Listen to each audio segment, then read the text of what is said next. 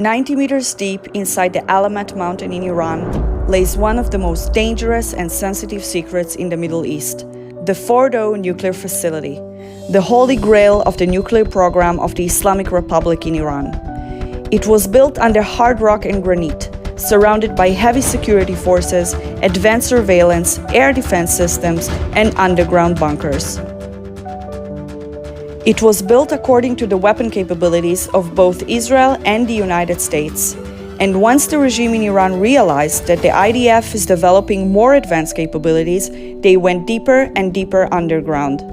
Therefore, penetrating FORDOW is a very tough task, even for the American B-2 bombers and heavy bunker busters.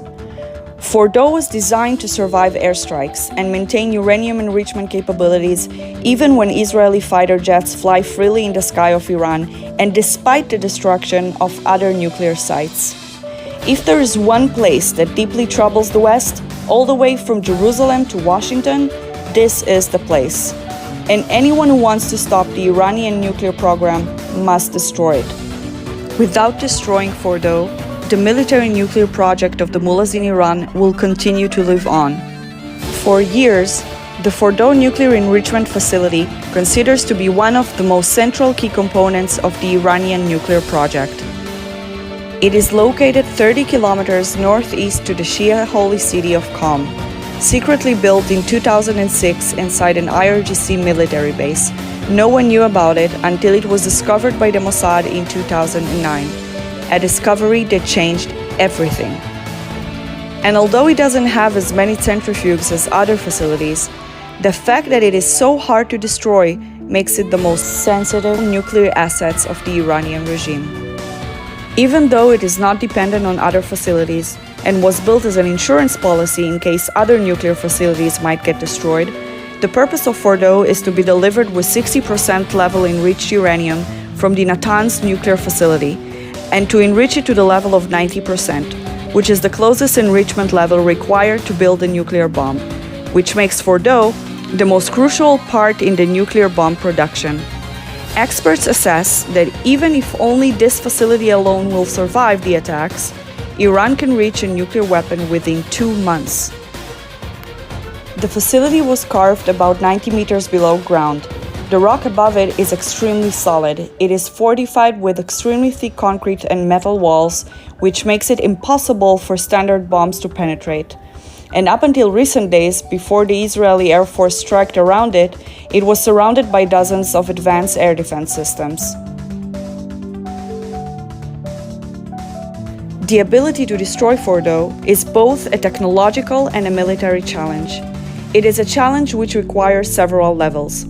It needs to get hit precisely at a specific point in order to penetrate all the way to the underground bunkers, which are quite small. Since the ground is so solid, it requires a bomb that won't break once hitting the surface, and also for the impact fuse to stay intact while the bomb penetrates the ground. On top of that, it needs to explode in the exact spot in order to destroy what is under there. The Israeli Air Force never faced a challenge of that scale. Even the MOP, the Massive Ordnance Penetrator Bomb, which contains 1.5-ton explosive material and is made out of hard steel that is designed to penetrate solid materials, cannot destroy FORDOW in just one go.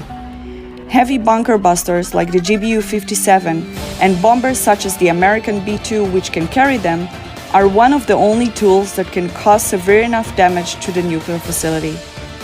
Israel might not have these tools, but there are few things that Israel can do which won't require American intervention. One of them is to bomb FORDOW on its own with a military technique called sequential bombings. The Israeli Air Force has GBU-28 bunker busters in its arsenal, which maybe only has 300 kilograms of explosive material, but theoretically, if the Air Force would send 10 F-15, each of them carrying 3 of these GBUs, on the first wave, the aircrafts will strike on the mountainside that is the nearest point to the centrifuge hole of FORDOW.